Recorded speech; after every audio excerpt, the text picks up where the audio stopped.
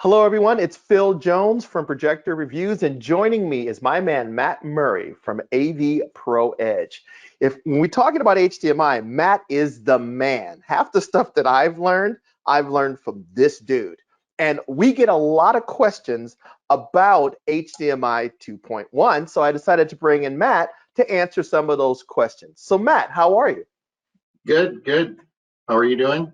Good.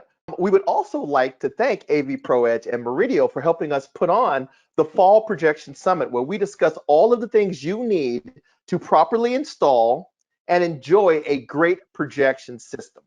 So AVPro and Murideo are big partners of ours. So can you talk a little bit, Matt, about AVPro Edge? So AVPro Edge is the connectivity side of our business. As you know, Murideo is one of our sister companies, kind of founded at the same time, and one focuses on test and measurement and development of products for helping manufacturers develop their products and make HDMI work better, more stable, more universal and intercompatible with each other. So that's the Murideo side of the business. And then we kind of took the knowledge we were learning in HDMI and started applying it to connectivity products like extenders, switchers, AV over IP, HD base T. So all facet of ways to move HDMI signals around.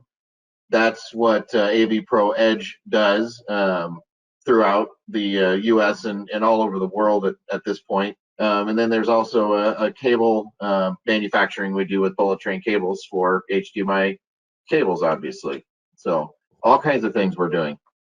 Exactly. So that's how I actually met his team at AVPro Edge, and also the guys at Murideo. Was I was traveling around when HDR first came out, looking for long distance HDMI distribution solutions, and no one at Cedia had any solutions until I arrived at their booth, and they had proper HDMI extenders, HD base T solutions, active cables, video distribution, everything I needed to get the job done. Even at Projector Reviews now, we utilize their Murideo test pattern generators to do all of our calibration, and we have a variety of different switching solutions so we can compare different projectors side by side, or even feed those projectors video signals and maybe a sound bar, so I'm not watching silent movies. So I use these guys a lot for their solutions. But today, like I said, we're going to be talking about HDMI 2.1. And that is because when you go to any trade show and you walk around, all you see is 8K, 8K, 8K, or 4K 120, which is really starting to pop up on many displays. And of course, in order to send that signal to that display, you need a source. And there's been a lot of buzz about different gaming consoles that support 4K 60 and 4K, 8K 60 and 4K 120. Now, Matt, are there any kind of, have you heard of any movie sources that are really coming down the pipeline that support either one of these? I do know that there's stuff in the pipeline from a couple of companies that I probably shouldn't mention here, but they are coming for sure. But one thing that people don't really realize, I think, is that a lot of this content already exists. So Hollywood has been doing 8K and larger for many years, maybe 20 years. So that's why when you see even these 4K HDR redos, when they come out in 8K HDR, uncompressed chroma, things like that, they'll be even better. But the content's there waiting for us to enhance it even more. So you've got that going on. So there's a big opportunity to bring a lot of content that we already have, upgrade it, bring it to the next century, and really start to enjoy it on the larger displays we're going to get to enjoy. And then there's a whole ton of new content I know being created. We just did the TV shootout in New York City, and I was with the gentleman who actually made the screensaver for the Apple TV 4K, and he's an 8K expert. He's been filming 8K content for scenery and stuff like that for 15 years already, and he has a whole host of content that's already there, just waiting for the devices to come out. Yeah. Can you give me his number? Because I need some AK test stuff for a couple of new JVCs that just showed up. But Yeah, for but what happens is right now, today, it's a lot of gaming stuff. And like he had mentioned, I was actually at Sony Pictures when they were mastering Lawrence of Arabia, and when they scanned that 70 millimeter film, they actually scanned it at 8K. And that was several years ago. So the content does exist. But right now, a lot of it, what you're going to be seeing today, is going to be probably 4K 120 gaming content. Now, another thing that's important about this format is there's other things besides resolution that are going to make for a better gaming experience, and a better audio experience and a better user experience. That is part of this format. But the biggest challenge, of course, is the bandwidth side of things. Now, Matt, can you talk about? I came up with this kind of chart. Do you want to talk about what makes a video file bigger? Can you talk about that a little bit? Yeah, definitely. So the big bandwidth drivers, which it's a common misconception that HDR as a technology or as a concept is the bandwidth driver, which it is and it isn't. So the big things are, with HDR comes these other things we want to do. We want to do deep color. We want to do more color, so color space. We want to do more brightness, so you've got that on there with your the contrast. So how much luminance do I have from black to white to be able to show this image in high contrast, frame rate, and those things. But really the two on here that are your big drivers are your resolution and frame rate. Those are huge. And then your bit depth is another big driver as well. So that's kind of the core things that really drive up our bandwidth consumption. That, and we won't get into that too much in this talk, but also the way that we compress the color using the subsampling, but that's for another day. And the color space and the brightness, actually those two elements don't really drive any bandwidth. So those are really just those are kind of metadata enhancement capabilities that, as Phil, coming from the Sony days, knows, as the displays just got better and better and better at this, we're able to send a bigger palette along. Exactly. So basically, and he made a big point. The resolution, if you hear about HDMI 2.1, it's all about 8K 60 and 4K 120, higher frame rates, higher resolution.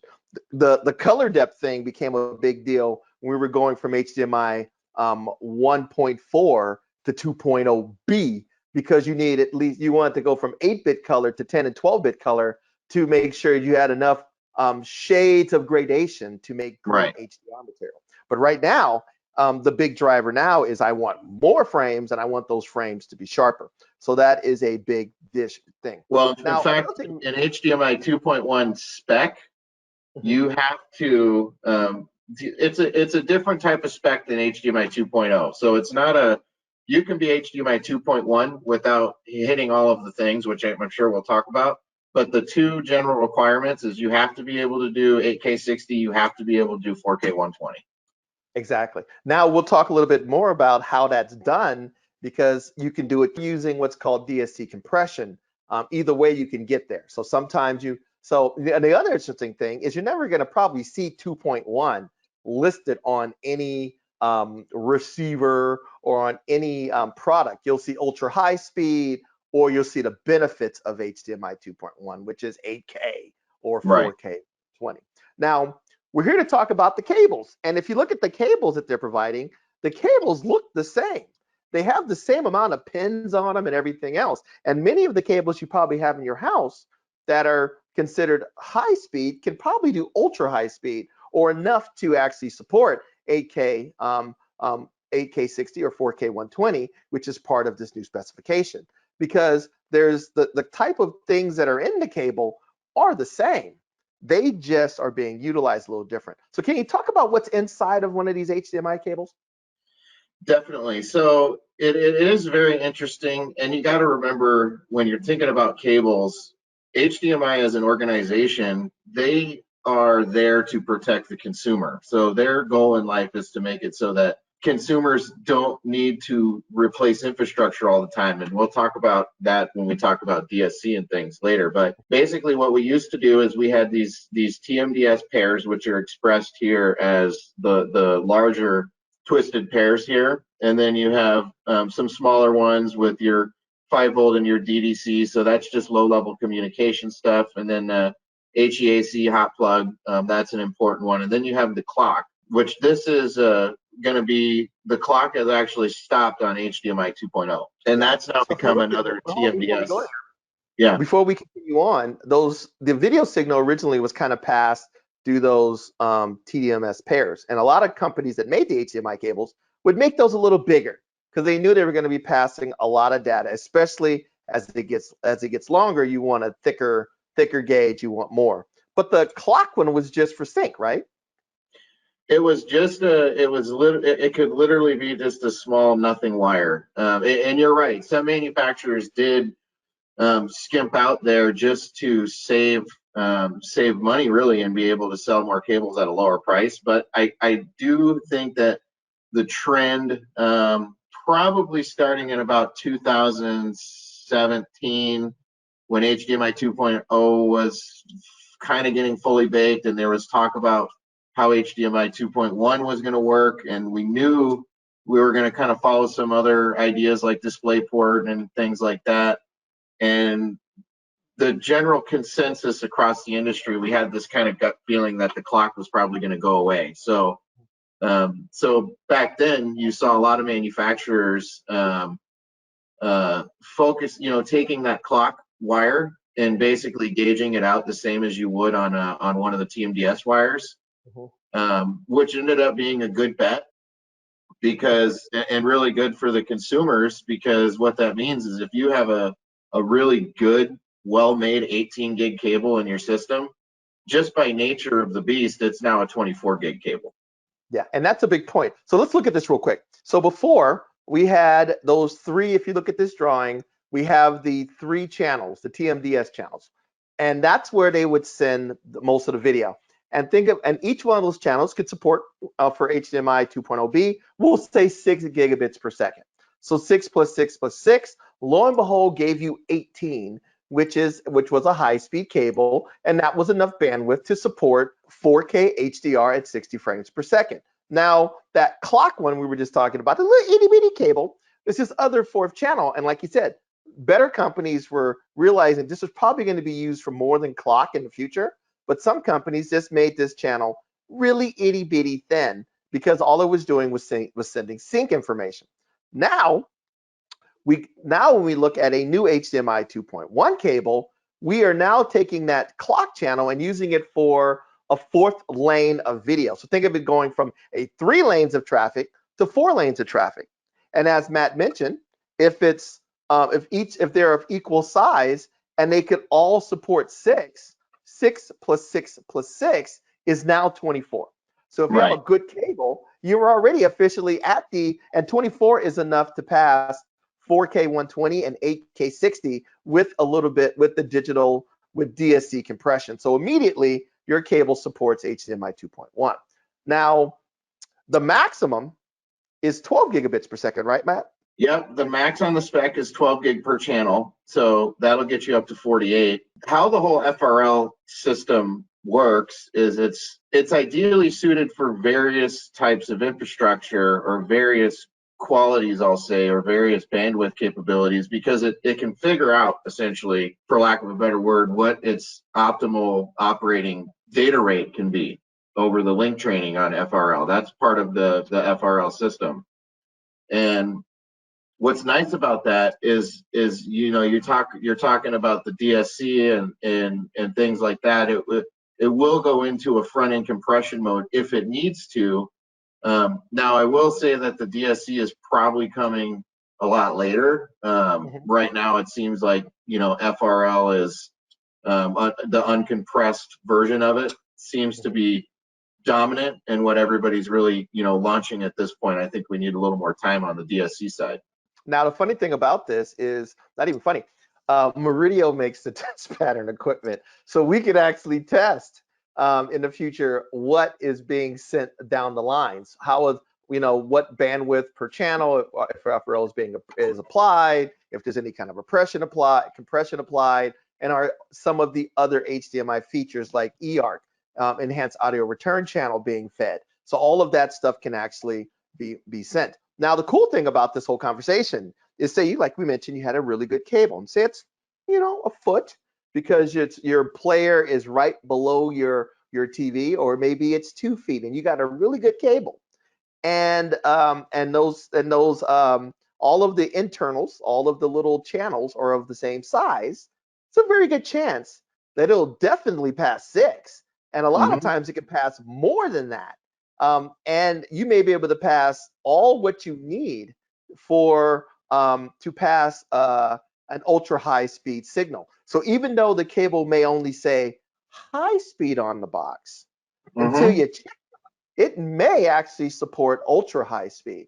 And a lot of these cables will get checked. A lot of manufacturers are probably just going to check them, and if they pass, they're going to peel the old sticker off and slap the new sticker on, right, Matt? Yep, that's very true. I mean, so we have a 20 gigahertz oscilloscope in our lab that we use for testing our cables, which is capable to test HDMI 2.1 adequately, and we're measuring cables from us and other manufacturers that are, that they're doing 8 gig per channel, or 10 gig per channel. Some of them are even already doing 12 gig per channel.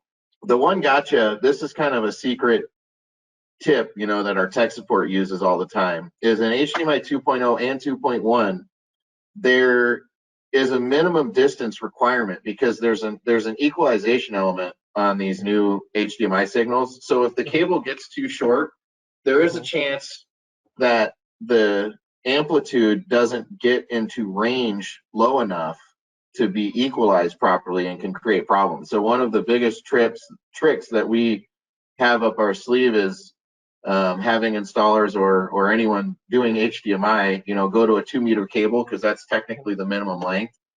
And you'd be amazed at how many times it makes things better. That is interesting. So sometimes a 1 meter is not as good as a 2 meter, because the 2 meter is kind of more optimized for sending video signal. See, Matt, I learned something from you every day. I did not actually know that. And the main thing we want to stress to you guys out there on this video is, we're talking FRL and TMDS and 18 gigs and this and this and this. As a consumer, HDMI try to make it really simple. That's why I didn't put all those numbers and specs up there. All you need to do is look for a cable that has an ultra high speed certification if you're shopping for a cable, and you know that if you're ready for the future, 4K 120 or 8K 60. But before you buy the cable, buy that PlayStation or buy that Xbox and utilize the best cable that you already have in your collection, and you may not need to go out and buy another cable. But you won't know it until you plug it in, because it has not been tested, because the sticker when you bought the cable was not on the box. They weren't testing to this particular level. So that is an important point. Now, we talk about these big numbers, and this is for you geeks out there. Matt, do you actually need 48 gigabits per second for a modern TV? Very, very rarely. I mean, there's nothing I can think of that you're going to need 48 gig for, and I think that the fact that the consensus kind of landed at 40 gig across the IC manufacturers is really good, and I think that was a strong push to get there. I mean, it's in 40 gig, it does literally give you everything you need. There's 3 resolutions you can't get, so and it'll be, I think, a few years before we really see that strong showing. Exactly. So, and that comes down to the fact that the panels that are utilized in all OLEDs, LCDs, and even computer monitors, and also projectors, while they can maybe accept the 12-bit signal, most of them are 10-bit displays. Pretty much 99.9999% of them are 10-bit panels. So that's a good thing to touch on, Phil, because you saw that with frame rate too. There's panels that have been running around for years saying they're 240 frame rate capable, 12-bit panels, and really they're not. They're just they're just doing some type of frame rate interpolation, or they're reducing the bit depth. So I mean, that's a really great point that people need to remember of what reality is. Exactly. So think of 12-bit as playing 12-bit on a 10-bit panel. It's like me telling you to drive your Volkswagen Bug 200 miles an hour. It knows exactly what you want. It will go as fast as it possibly can, but it cannot do it all. Right. So 40 is pretty much the maximum of the that you're gonna find that you're really gonna need, which is 4 channels of 10. So that's what we say a lot of times those older cables may be able to hit that. That also goes back to Matt mentioned the different chipset manufacturers. So if you go out and buy one of these big NVIDIA graphics cards or PlayStations or Xboxes, the chip that outputs the HDMI signal is 40. You can go into the gaming computer and have mega computer, right? And you can go in there and you can crank all of the settings up because you have 2 NVIDIA cards linked together and 7,000 gigs of RAM, and it's the size of a small refrigerator. But the problem is the pipe that's coming out of the computer is still stuck at 40. All right. So, well, can I make a prediction? And this is just a guess. So I'm pulling up my bandwidth chart. So yeah, there is no option for AK120, even in FRL 648 gig. And I think you have the 3 primary formats there, because I think you're going to see 8K24 is going to be film. I think 8K60 is going to be sport. And I think 4K120 is going to be the dominant gaming format. Exactly. And that's kind of the way. And let's be honest, even if they do 8K movies, most studios like 24. And that's more of a visual choice. The reason why movies are shot in 24p originally was because film was expensive and 24 was as slow as I could possibly do it. And then people have gotten used to that look. Also, 24p hides the fact that the building, the background is being held up by a stick because the blur hides that. So a lot of times, even though the capability is 8K60, most cinematic stuff is still going to be shot in 24 frames per second. I think you'll see 24 for forever, because it's there's a saying in film, it's called the willful suspension of disbelief. And when you get things into higher and higher frame rates, they become more realistic. And people typically want to watch film and be taken somewhere else. And having that frame rate kind of helps achieve that. Exactly. So you may see in the future, what I see is the Olympics, the Grammys, the Oscars, the Super Bowl being recorded, broadcast in this, the World Cup. Because I remember one of the first 4K HDR things we ever showed when I was at Sony was the World Cup in 4K HDR. Because no one's going to complain about that looking realistic. You want to feel like you're actually there in the game. So, and there's a couple other things you want to talk about too, and we can't get into hyper detail here, but there's a lot of other benefits that have nothing to do with bandwidth. Good thing about copper is most of the stuff is easily supported. When you start getting into HDMI extension solutions used via HD-based, then you start having problems with some of these things. But things like variable refresh rate, which enhances your gaming experience, quick frame transport, auto low latency mode. If I we could spend an entire session just talking about these things that enhance gaming. So maybe I'll bring Matt back just to talk about some of these as well. And the long and short of these is it all exists just how you have in your slides. It all exists to reduce the latency. Yep. And so basically, you were playing a video game against somebody else. I come around the corner, you come around the corner, I see you first, I kill you, I win. Right. So that all of these things are designed for gaming. Now, there are some things also too that are designed for us movie and video enthusiasts, whether it's dynamic HDR, enhanced audio return channel, and quick media switching. These are pretty simple. I'll do quick media switching is basically before, if you went from one frame rate to another frame rate, the two systems, the source and the display would have to talk to each other again. and you would get a blank in your picture. So going from the menu to the movie. Now they don't have to do that anymore, and you don't have to worry about that little blank out. Okay.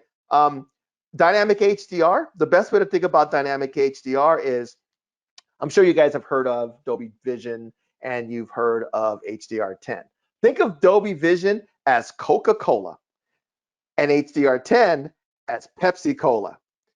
Dynamic HDR is the white can that just says cola along the outside. So it's just another way of giving you dynamic metadata to make sure that the TV adjusts to bright scenes and dark scenes on the fly, scene by scene or frame by frame. Would that be a good way of explaining dynamic HDR, Matt? Because I think so. I mean, it's kind of like you have the HDR10 plus. That's a proctored version, and then Dolby Vision is obviously a proctored version, and then you've got the free stuff. That's a perfect analogy. Coke, Okay. Pepsi, and then cola. Exactly. Now, the last one we want to talk about is what's called audio return channel or enhanced audio return channel. We mentioned earlier that probably the first things you're going to see in 8K or 4K 120 is probably going to be, Super Bowl, Grammys, Oscars, the World Cup. Well, when I was at Sony, it was the TV's internal players that did that those things were first shown on. I remember Sony, Samsung, and LG doing proprietary apps for their smart TVs to play back those types of content first. Well, if it's built into the TV as in a TV's internal app, you're going to need to get that audio to a stereo system or a soundbar. And that is where enhanced audio return channel comes in.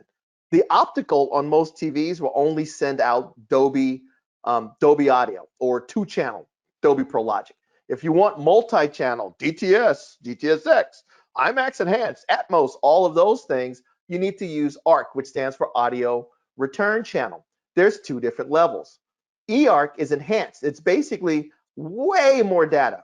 It's uncompressed, which means you get the same quality as if you were playing that source through a Blu-ray player connected to your AVR. So if I'm watching the Grammys on the Sony TV in 8K at 60 frames per second, I can get Dolby Atmos if it was recorded and that app is supported back to my receiver or soundbar at the same quality as if it was a 4K Blu-ray. Would that be a good way of explaining it, Matt? Yep, definitely. There's a couple things that I always like to point out with eARC.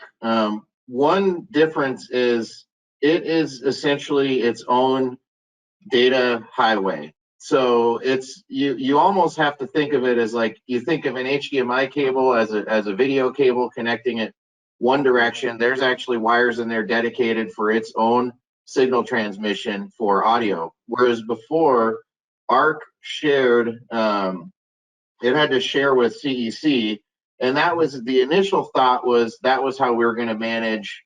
How do I know what my AVR is capable of, and how do I know what audio signal to actually send?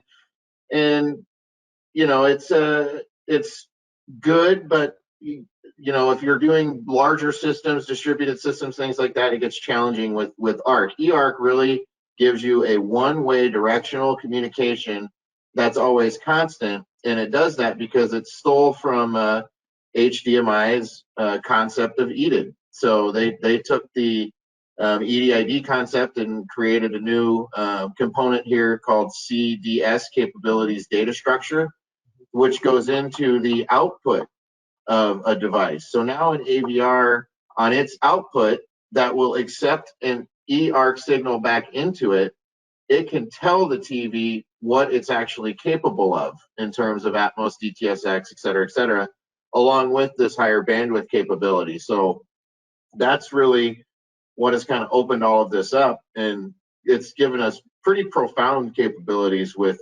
what we can do back channeling for audio. Exactly. And so eARC is an important thing.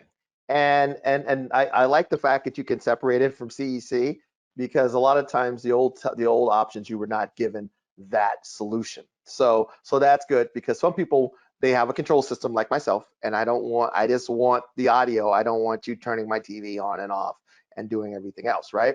Right. Now, the big thing about this, and the reason why I want to bring it up, is if you have a good passive cable, like these ones that are these bullet train cables, they can pass, these cables have been tested to pass 48. And what I like about your cables is you could have just put 8K on the cable, but the cable says 48, so you know that you are getting what bandwidth you're getting.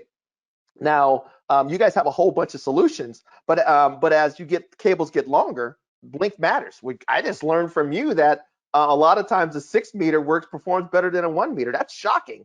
But as it gets longer and longer and longer, it gets harder to pass that signal, right?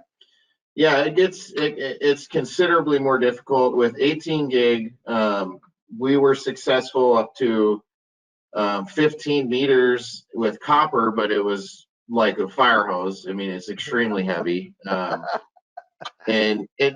sometimes it was a cost thing when fiber was still kind of new for AOC cables, which those have come down a ton. And as we go longer and longer, we're using fiber now, which gives us a really great transport method. But the thing with AOC cables is there are electronics inside of an AOC cable. So an AOC cable can never be more than what it is today. So if it's 40 gig today, it can't be anymore. If it can never do anything other than what it's been trained to do. So that's just one thing to keep in mind with copper. But with HDMI 2.1, the distance you can go, we make a 4 meter cable, and that's it. I mean, that's as long as that's going to go. Now, I do want to point out a few things, and I learned this from you before, is people think with digital, either you have the signal or you don't. And it's not really that. It's eventually the signal as it's passing gets so distorted, the TV says, I don't know what the hell you're talking about, I quit. Right. So, and this actually shows that it's like this little pattern you guys run, and as the pattern gets longer and longer, or it gets more and more challenging, and eventually it gets this little fisheye, I guess, this little shape can't even be recognized, and the TV can't recognize it anymore, or maybe one of the channels, it can recognize 2 of the channels, but it can't recognize 2 of the other 2 channels, and it just says I quit. Would that be the best way to explain that? There's a couple of things so for physical issues, like with a cable, you can see sometimes like sparkling in the image, which literally just means that it's not quite there. But generally speaking, you're looking at an analog waveform right here, and what you're looking for is the clearance on that diamond in the middle. That's called the eye that we use to basically take a quick look at the measurement. There's a lot of other math behind it, but that gives us a quick visual view of how the cable is performing. And what we're looking for is how well structured the analog waveform is, because that's gonna give you basically the performance level once you packetize data on this waveform. Because all we're doing is we're taking digital data and we're putting it in a little boat, and throwing it on a waveform at a specific amplitude. And then the clock is there to decode the signal at the other end. You can see this kind of blue mass over here on the left. That's the jitter. So that's the time at which the clock takes another measurement or another reading or another decoding section of the waveform. And the variance in that is called jitter. And if that gets too far out of whack because the cable's no good, you eventually just lose the picture. A lot of times, if you look at an active copper cable, the active portion of it is basically noise reduction. It's not really boosting the signal, it's reducing the noise. It's trying to reduce the noise to get back to the signal that started on the other. And those are risky. The active cables, you want to make sure you get them from someone reputable. I mean, it's just, I've seen a lot of horror stories with active cables. Couple of major brands that were around and kind of went away really quickly, where they were advertising 40, 50, 60 gig cables 15 years ago, and the HDMI 2.0 came out, and guess what? They don't work. Nope. Nope, they didn't have any way they could say it. They could say it because there was no way to test it. Now, and like I said, when you go from copper to optical, an optical cable, the cable that's being used, can far exceed 100 gigabits. It's gigabits per second. It's the little ends that translate the signal from comes in as HDMI, gets translated to whatever you need to send down this line, and then it's retranslated on the other side. Your TV doesn't care what's going on in the middle. It just cares about what the beginning and the end. And as long as the beginning and the end is exact, you're good to go. And these cables can go insane lengths. Like this is a 48 gig optical that's good for 100 meters. So that is 300 feet. That's insane. 330 feet. That is absolutely insane. And of course, you have these on your website. These are another set of bullet trains. I actually have several of these. I love this stuff. It's very consistent and the quality is very good. Now, as we mentioned, this cable can support more than that. So you could literally take this wire, if you need 100, cut the ends off, and then use one of your HDMI, terminate it, and use one of your HDMI extenders solutions in 10 years if you need more bandwidth, right? Yeah, this has clear line fiber inside of it, which is field terminatable fiber optic cable. There's 4 of them inside. And talking about bandwidth on fiber, 100 gig per second is what we know we can support. But the reality is we don't even know what a maximum frequency we can put on a piece of glass is. So theoretically, there's no limit to what the bandwidth can be on fiber. I mean, fiber takes it to it's a whole nother planet in terms of capacity for bandwidth and throughput. And I mean, it's exciting that video and audio and how we look at the display imaging devices are getting to a point where we're exceeding the constraints of copper now. I mean, once we really get into fiber, this stuff is going to blast off again. And you see these crazy movies where you're living, you're in a virtual a hologram room. I mean, that's all going to start being possible really quickly, I think. Yeah, I'm a big fan of fiber because one of my favorite sayings is buy once, cry once. If you pull fiber, you want to pull your Cat 6s through your wall, but if you pull a couple of pieces of fiber through your wall, you know that you're pretty much ready for the now and the future. And so you can start off using the fiber. Say you only have a 4K HDR TV solution, you can go in and use this fiber using their extenders for that application. And they have a huge amount of different extenders that support eARC or ARC and all of the different services, all the different things, the bandwidth. It can pass some of these HDMI extenders will pass your Ethernet, your control, ARC, and your signal at higher resolutions. In the future, 10, 15 years, when you get your hologram TV, then all you would do is just exchange or replace the extenders that you're actually using. So right. I am a big fan of running fiber now. So moral of the story for today: if you have a good copper cable and it's 3-6 feet, try it with your game system, your new PlayStation or Xbox, before you buy another, because there's a good chance it has it was constructed well enough to support what you need it to do. Okay. After that, look for cables that are ultra high speed. And eventually, after you get past what you say, Matt, what's the length for copper? About 4 meters? 4 meters, yeah. Yeah. Then start looking for optical solutions, because that's going to give you longer life and more peace of mind. And the last thing we want to say before we let you go is the ultimate solution for making sure that your system will always be ready for the future is to run a piece of conduit. So if something else comes and they're sending freaking laser beams down stuff, you can know that you can actually pull something new through this conduit. So a conduit is always your friend. Yeah, so, if you do a new build, put the conduit in, you won't regret it. Exactly. So Matt, thank you for coming and going over HDMI 2.1. My pleasure. Okay.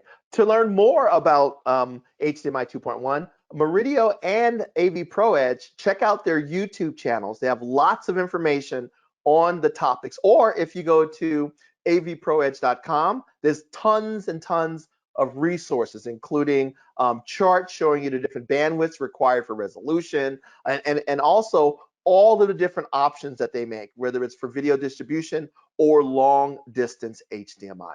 So take care, everyone, and we will talk to you soon.